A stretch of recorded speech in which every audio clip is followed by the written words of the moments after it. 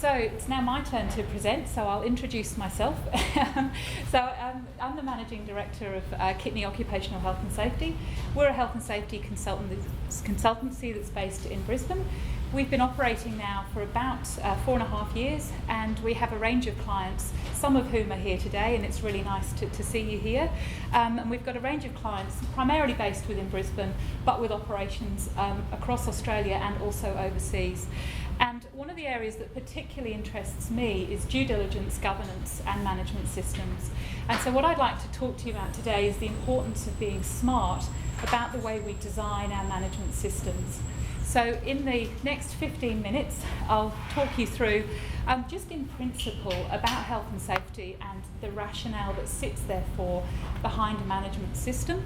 Talk to you about the elements that we traditionally see and are likely to see coming into management systems going forward, and talk to you about the smart design of those, so that move away perhaps from a manual into something that has got a more of an ICT base. The reason that you see the image on the bottom there is that it is a bit like a leap into the future. We're really able to harness not only the legislation, not only our industry knowledge on health and safety, but we're also able to harness the power of ICT, and very much that's going to be something that will be a part of any health and safety management within business going forward. So I'm sure many of you would be able to relate to the image that you see on the screen here, a typical example of somebody perhaps falling on a wet floor. Now we know that there can be far worse incidents that can occur within a workplace, but common to most incidents will be the need to provide some immediate care for that injured worker, or indeed colleagues if they witness something that may be traumatic, and family members. But also common to those incidents should be some form of investigation so that we can make a determination of why it happened in order to ideally put in place those arrangements that can prevent an incident happening again, or a similar type incident. What I also often find though when we do health and safety is that what we're looking for as a part of both injury or incident prevention and good health and safety management, but then also having to follow up if there has been an incident, and there may be the regulator involved, you may have police there, you may have lawyers and others involved, but certainly what we look for in an organisation is those clear lines of direction and communication from those that make decisions right at the top to those that undertake the work at the coalface. And unfortunately we know it is generally the workers that get injured.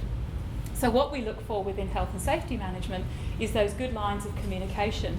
That is, of course, very difficult when you've maybe got multi-sites. You have operations that stretch beyond your own office environment.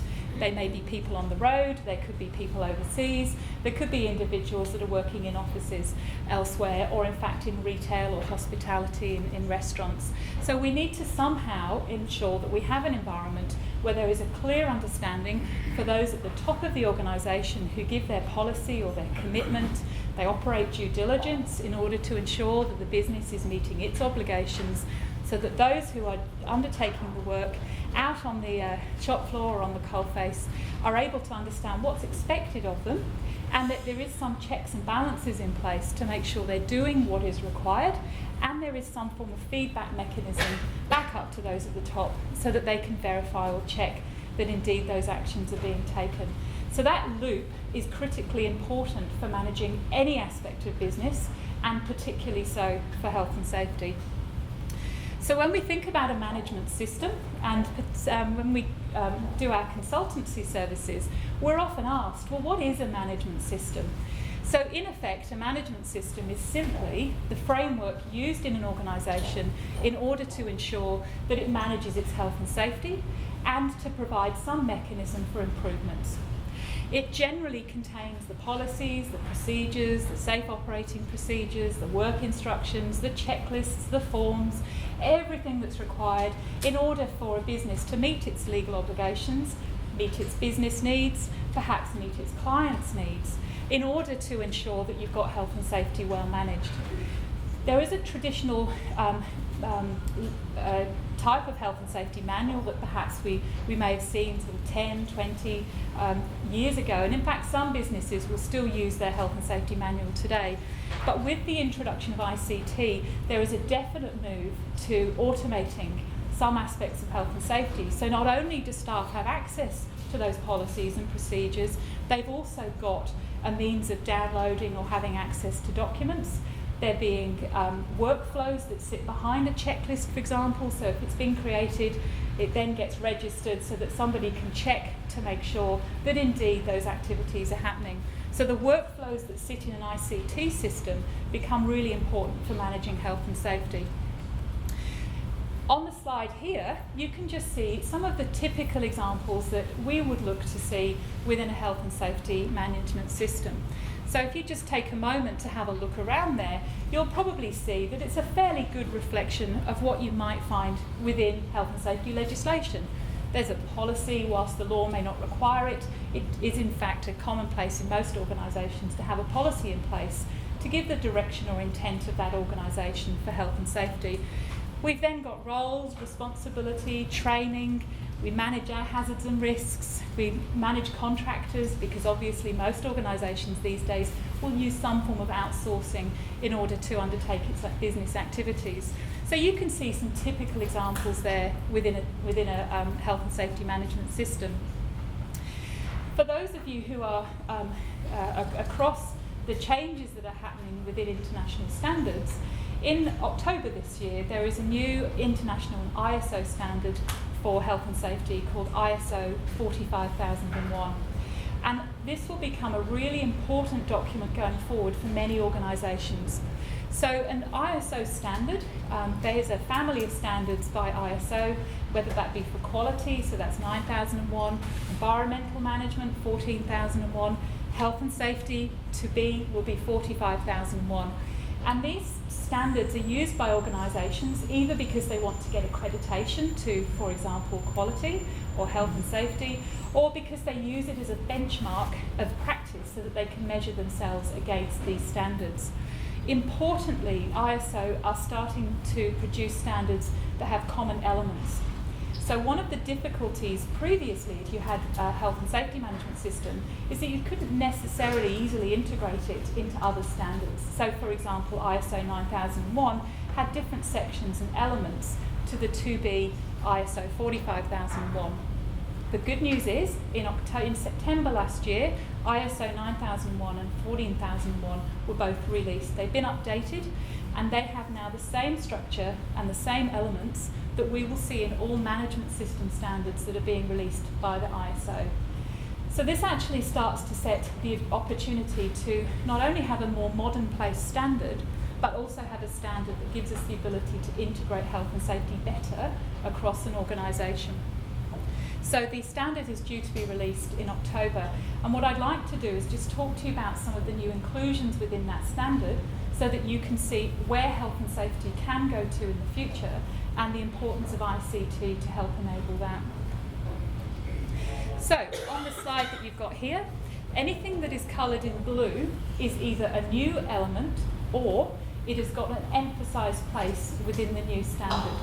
So for example, if we look right at the top, not only is it saying that we need to have a health and safety policy, but there is a clear requirement within the new standard to put your health and safety management system in place in the context of your organisation.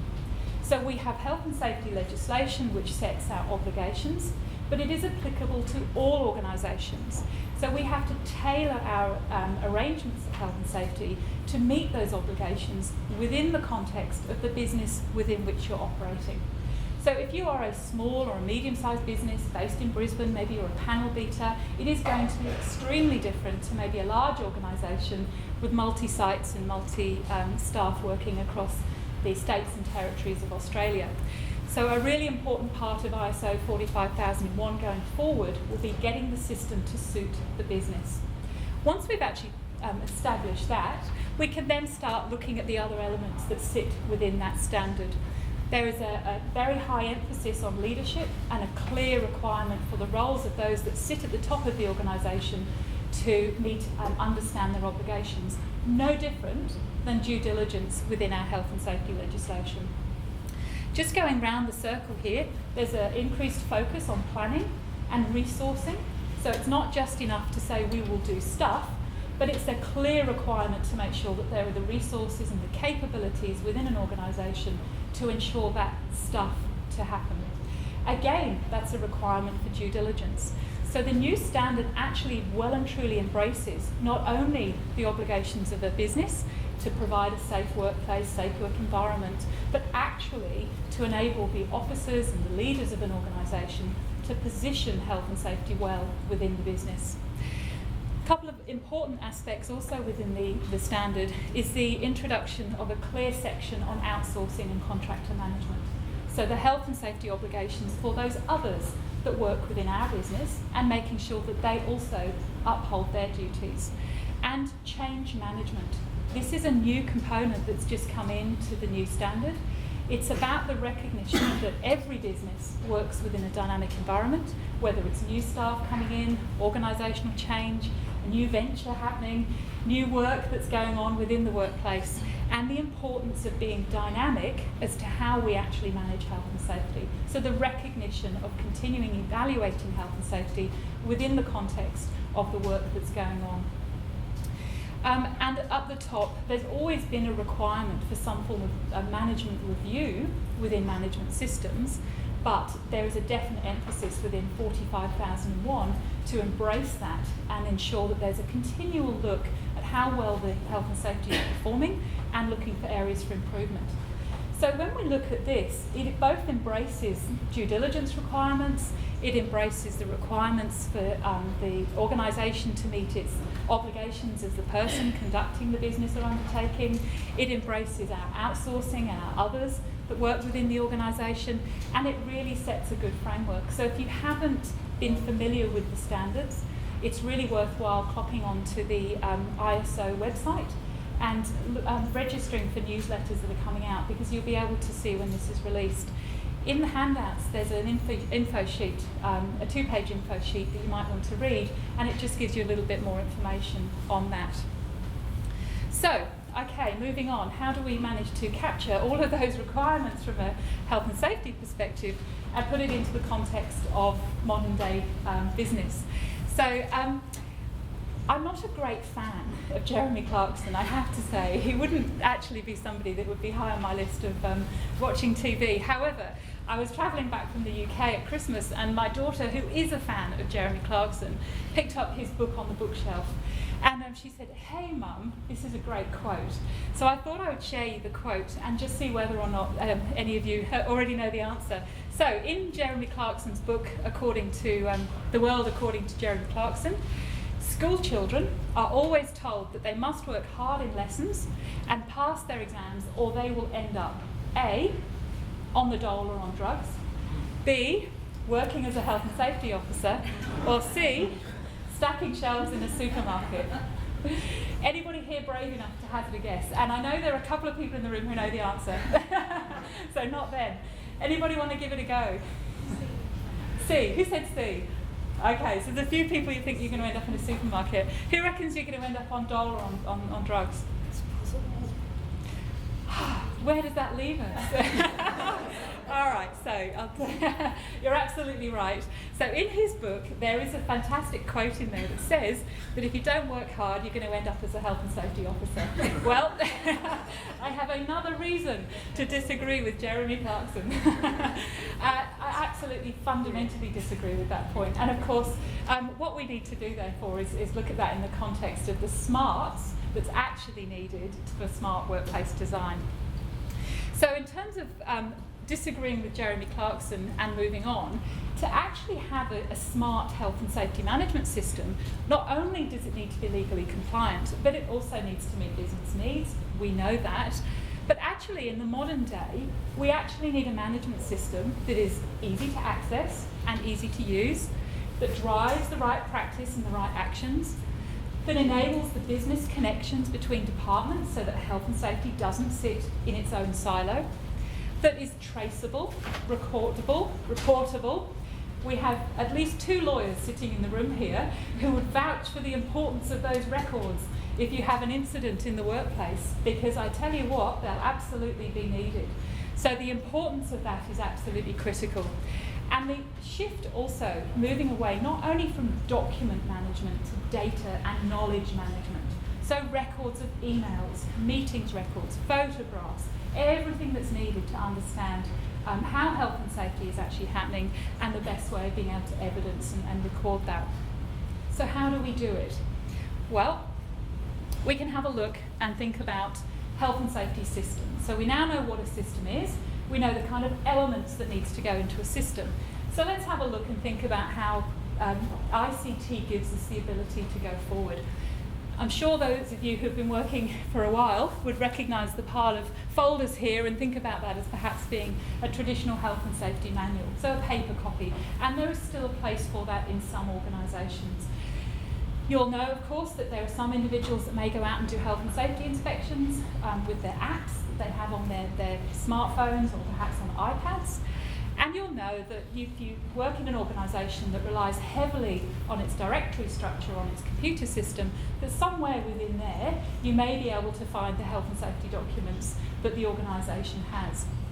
But actually, the effort and the time that it takes and the efficacy of those can really be outweighed by stepping into some form of ICT solution, or at least thinking about using your directory structures smartly.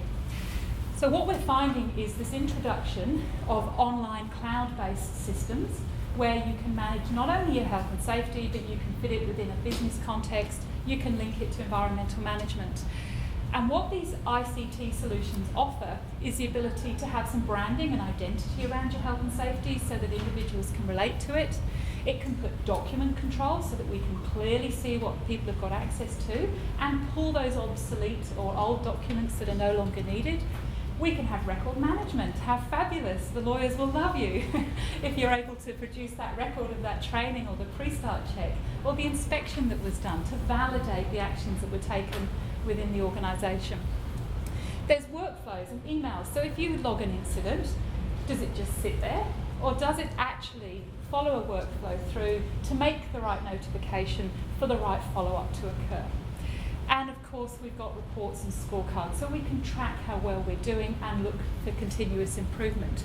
So, for those who have delved into the ICT offerings, let me tell you, there is a plethora of them available. One organisation that we're working with at the moment is actually using SharePoint for its health and safety. So this is a business-wide system. We're actually managing to put up health and safety intranet pages so that individuals can go in and access their information. But really importantly, sitting behind that is the libraries, so that we enable the business to upload its records, reports, its outcomes of health and safety within SharePoint, so that these can be readily managed and accessible and controlled going forward. So what I've done here, I guess, is just painted a glimpse of some of the opportunities that are available from a design perspective in taking systems forward. And that's the end of my presentation. I do hope that that's been helpful and useful for you. When we get to the end of the presentations here, we'll have some Q&A and really happy to answer any questions that you might have.